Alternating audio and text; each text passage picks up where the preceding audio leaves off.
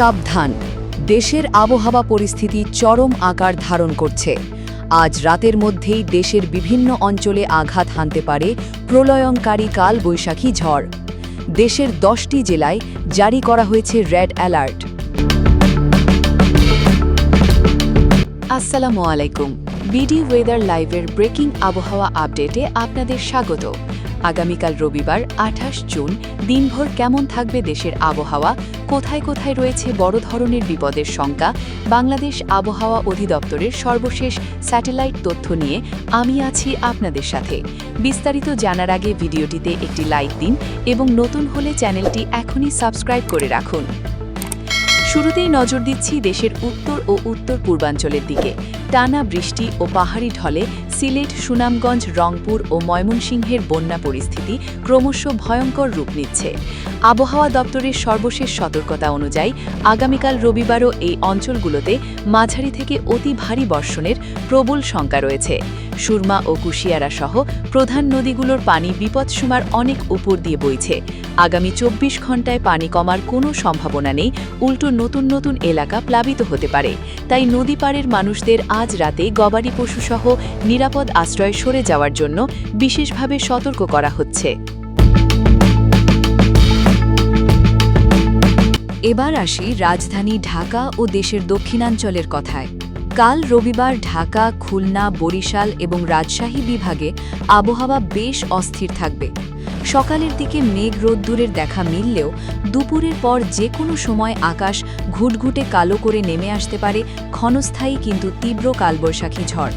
বিশেষ করে বিকেল থেকে সন্ধ্যার মধ্যে ঘণ্টায় 45 থেকে 60 কিলোমিটার বেগে মারাত্মক দমকা হাওয়া বয়ে যেতে পারে। সাথে থাকবে ভয়াবহ বজ্রপাত। কাল যারা জরুরি কাজে বা অফিসে বের হবেন, রেইনকোট বা ছাতা ছাড়া একদমই বের হবেন না।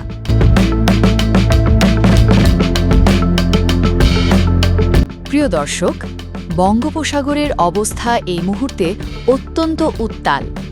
সাগরে গভীর সঞ্চারণশীল মেঘমালা সৃষ্টি হবার কারণে উপকূলীয় এলাকাগুলোতে তীব্র জলোচ্ছ্বাস ও ঝড়ো হাওয়া বয়ে যাবার আশঙ্কা রয়েছে, যে কারণে চট্টগ্রাম, কক্সবাজার, মোংলা ও পায়রা সমুদ্র বন্দরকে 3 নম্বর স্থানীয় সতর্ক সংকেত দেখিয়ে যেতে বলেছে আবহাওয়া অফিস। সমুদ্রে অবস্থানরত সকল মাছ ধরার ট্রলারকে নিরাপদ আশ্রয় থাকতে বলা হয়েছে। আরেকটি বড় বিপদের কথা না বললেই নয়। টানা বৃষ্টির কারণে কাল চট্টগ্রাম, রাঙামাটি ও বান্দরবানের পাহাড়ি এলাকাগুলোতে মারাত্মক পাহাড় ধসের ঝুঁকি রয়েছে।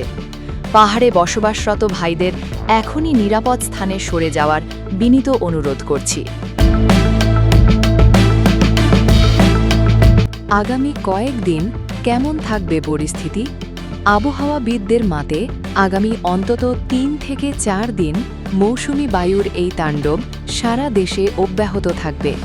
এই সময়ে বজ্রপাতে মৃত্যুর হার সবচেয়ে বেশি থাকে, তাই মেঘের ডাক শুনলে ভুলেও খোলা মাঠে বা গাছের নিচে থাকবেন না। দর্শক, এই মুহূর্তে আপনার এলাকার আকাশ কেমন? মেঘলা নাকি বৃষ্টি হচ্ছে? এক্ষুনি কমেন্ট করে আমাদের জানিয়ে দিন। ভিডিওটি আপনার ফেসবুক টাইমলাইনে শেয়ার করে সবাইকে সতর্ক করে দিন। সবাই সাবধানে থাকবেন, নিরাপদে থাকবেন। আল্লাহ হাফেজ।